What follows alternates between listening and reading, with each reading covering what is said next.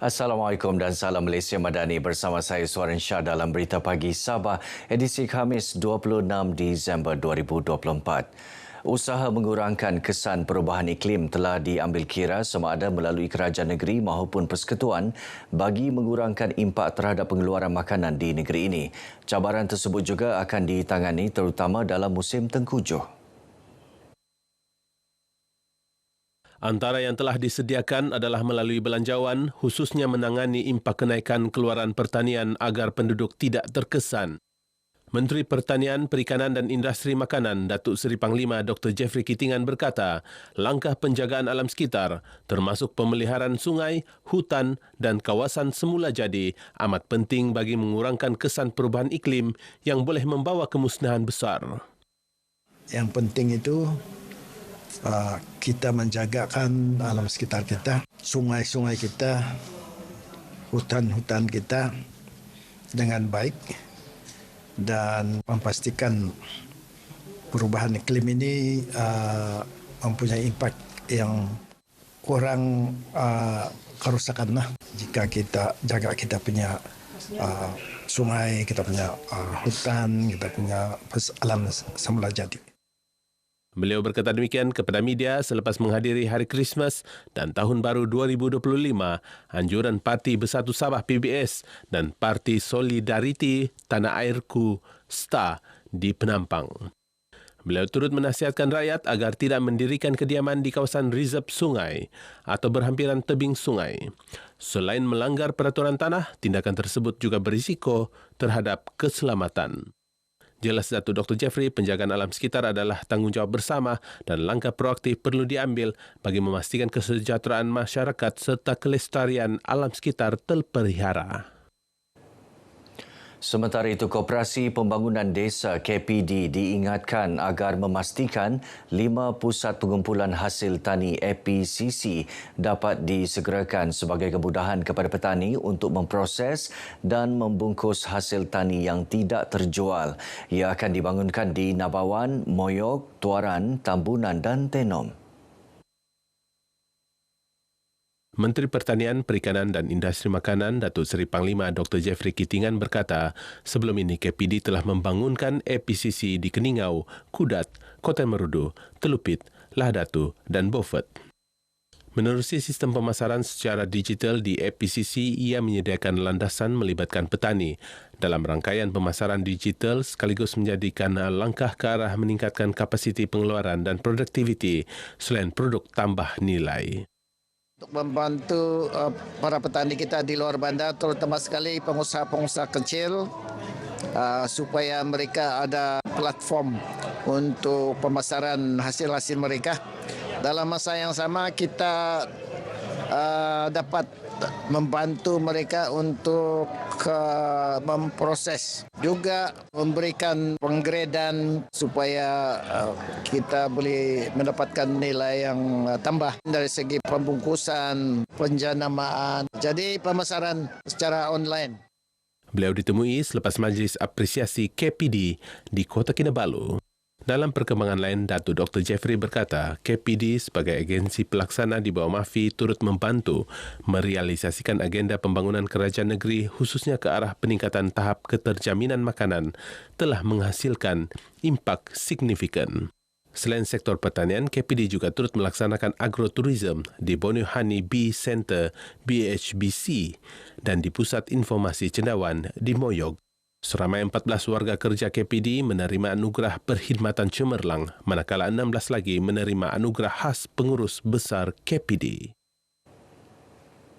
Menambah keceriaan menyambut Hari Krismas, sebuah pusat beli belah di Kota Kinabalu tampil dengan hiasan dekorasi yang kreatif dengan tema perayaan penuh kegembiraan. Berkonsepkan bandar Krismas mini, keunikan dan keindahan hiasan membawa pengalaman berada di dunia majlis. Ikuti perkongsian Serina Olivia Chong.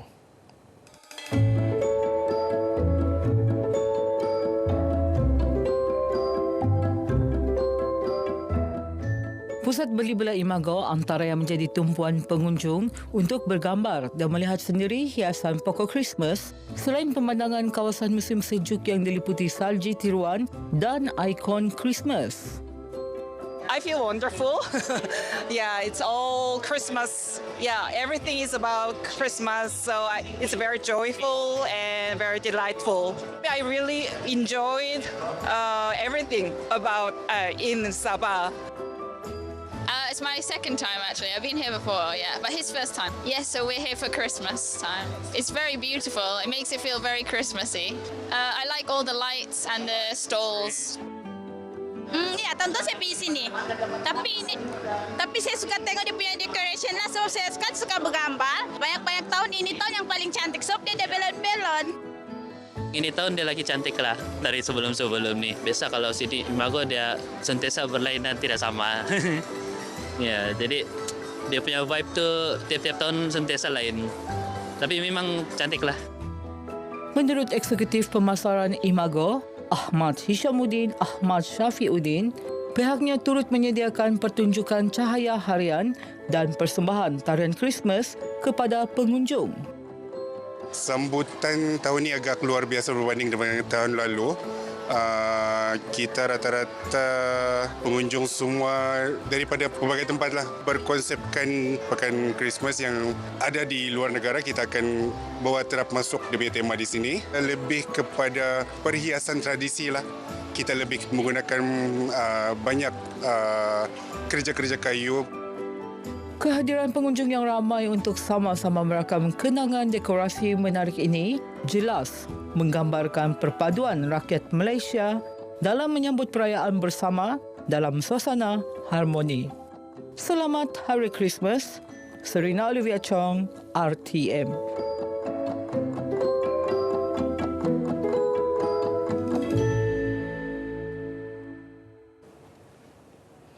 Sambutan Christmas amat sinonim dengan sambutan bersama-sama sanak saudara. Bagi keluarga Francis Fahir, sambutan ini telah menjadi acara tahunan yang dinantikan untuk berkumpul beserta sahabat handai yang jauh disantuni, yang dekat tetap bertanya khabar.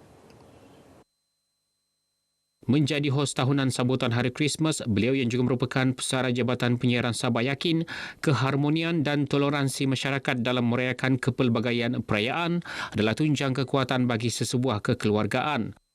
Sebenarnya majlis ini sudah hampir setiap tahun saya lakukan dengan bertujuan untuk mengumpul saudara-saudara yang ada. Kalau orang mengatakan Muslim dengan Kristian itu tidak boleh disatukan, di Sabah boleh. Sebab keluarga saya sendiri ramai yang Muslim. Walau bagaimanapun, kemeriahan dalam kesederhanaan tetap menjadi keutamaan disebabkan kesibukan tugas dan tanggungjawab masing-masing. Di Sabah ni yang memang very unique lah kan, I would say. Sebab sebenarnya hari ini kami datang di sini ni sebenarnya untuk merayakan bersama-sama hari Natal bersama pakcik saya. Walaupun ada yang Muslim, ada yang non-Muslim, ada yang bangsa Cina pun ada. Dia banyak kaum ya, tapi semua mereka adalah kami punya saudara mara. Tiap-tiap tahun datang di sini. Setiap datang di sini ini hari ada ramai sedikit daripada yang lain-lain. Saya nampak sama juga. Boleh satu meja makan. Itulah dia spesial Sabah. Dia tidak mau ikut Cina kah, dusun kah, Melayu kah, sama saja. Tidak tengok dia punya bangsa. Saya punya uncle juga lah kira. Bagi saya keunikan kami punya kira macam kerabat lah, kerabat Brunei ini kan. Macam tidak kira apapun perayaan, kami akan sambut sama-sama lah. Kita tidak kira apa agama kita. Sebab kami bagi kami satu pokok juga. Sambutan perayaan ini juga turut dijadikan sebagai medium mengenali sesama ahli keluarga, khususnya dalam kalangan belia dan remaja. Baik saudara, paparan itu mengakhiri Berita Pagi Sabah kali ini. Menyusul selepas ini Berita Pagi Sarawak. Dari sungai hingga segara, Palestin pasti merdeka.